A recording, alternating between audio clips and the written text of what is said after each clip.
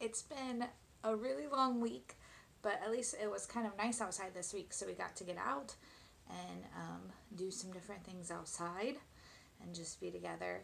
I hope you guys all got the challenge and you either called somebody that you were kind of missing or may have missed you, or you wrote the nursing home and sent them pictures for spring.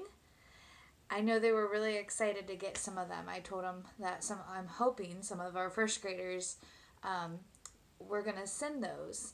And that way they can kind of decorate their nursing home down the hallways with some of our letters and things. So I'm kind of excited if they send us pictures and see what you guys made for them.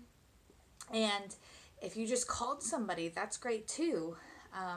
Reaching out to somebody is like really, really important right now. But I have a new book, and since it is usually my Fun Friday, and we usually do Mystery Doug and different things like that, I'll be putting on some fun things to do today. But last week we should have read the Frog and Toad books in class, and that's one of my favorite units to do because there's so much science connected with it too. But hopefully we'll get back into school soon and we'll be able to do some of those things. But for right now, I wanted to go ahead and read part of Frog and Toad. I have a couple stories in here. It's pretty big, sorry. So I'm going to read two stories, and the first one is called Spring, and the next one is called The Story.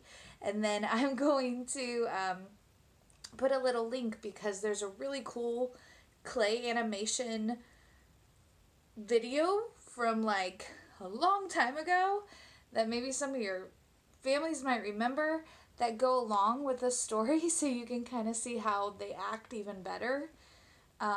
So I want you to kind of compare. They do a pretty good job comparing the characters to how it's played out in the video that I'm going to send you. But I want you to kind of see how you would compare Frog and Toad and how their behavior's a little bit different or how they treat each other's a little bit different.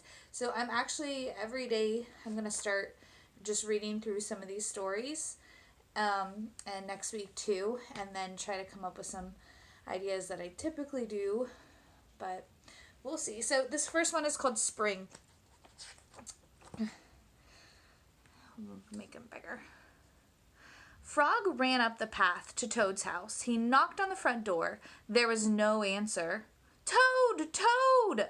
Shouted Frog. Wake up, it's spring! Blah! Said a voice from inside the house. Toad! Toad! Cried Frog. The sun is shining. The snow is melting. Wake up! I'm not here, said the voice.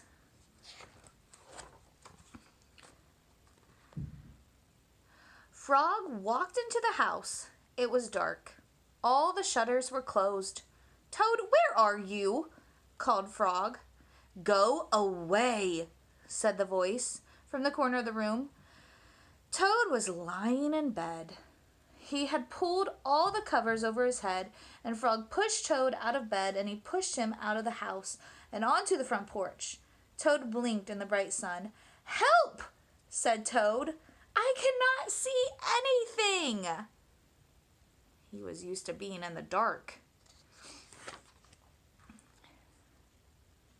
Don't be silly, said Frog. What you see is the clear, warm light of April, and that means that we can begin a whole new year together. Toad, think of it, said Frog.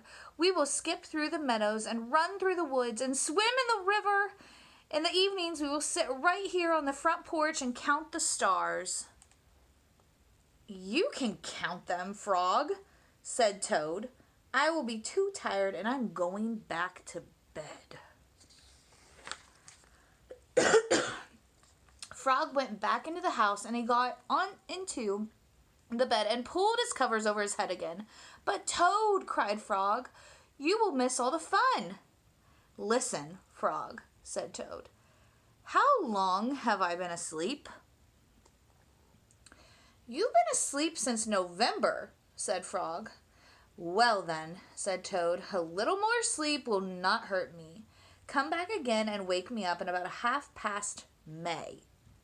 Good night, Frog. But Toad, said Frog, I will be lonely until then. Toad did not answer. He had fallen asleep. Frog looked at Toad's calendar. The November page was still on top. Frog tore off the November page. He tore off the December page, and the January page, and the February page, and the March page, and he came to the April page. Frog tore off the April page too. Then Frog ran back to Toad's bed. Toad! Toad, wake up! It's May now! What? Said Toad. Can it be May so soon? Oh, yes, said Frog. Look at your calendar. Toad looked at the calendar. The May page was still on top. Why is it May? Said Toad as he climbed out of bed. Then he and Frog ran outside to see the world was looking in the spring. So I think he tricked him. So right now I want you guys to compare, and you can stop the video, but I want you to compare Frog and Toad and how maybe Frog's more a little outgoing and Toad is definitely a little more reluctant to do stuff. And we're going to kind of see that in the next one. It's called The Story. One day in summer, Frog was not feeling so well. Toad said, Frog, you are looking quite green. But I always look green, said Frog. I am a frog. Today you look very green, even for a frog, said Toad. Get onto my bed and rest. Toad made Frog a cup of hot tea. Frog drank the tea, and then he said, Tell me a story while I'm resting. All right, said Toad. Let me think of a story to tell you. Toad thought and thought, but he could not think of a story to tell Frog. I'll go out on the front porch and walk up and down, said Toad. Perhaps that'll help me to think of a story. Toad walked up and down on the porch for a long time, but he could not think of a story to tell Frog.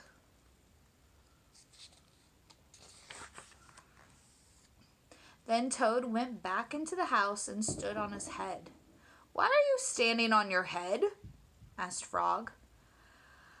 I hope that if I stand on my head, it will help me think of a story, said Toad. Do you guys think that would help him think of a story if he stood on his head? I don't know.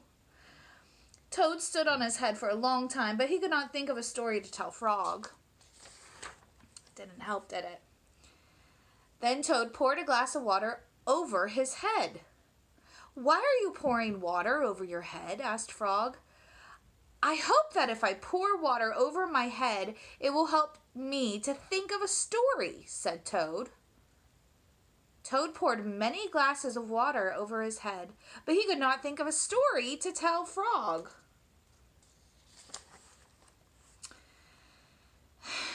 Then Toad began to bang his head against the wall. Why are you banging your head against the wall? Asked Frog. I hope that if I bang my head against the wall hard enough, it will help me think of a story, said Toad. Are these really good ideas, do you guys think? I don't know. I'm feeling much better now, Toad, said Frog. I do not think I need a story anymore. Then you get out of bed and let me get into it, said Toad, because now I feel terrible. Frog said, Would you like me to tell you a story, Toad? Yes, said Toad, if you know one.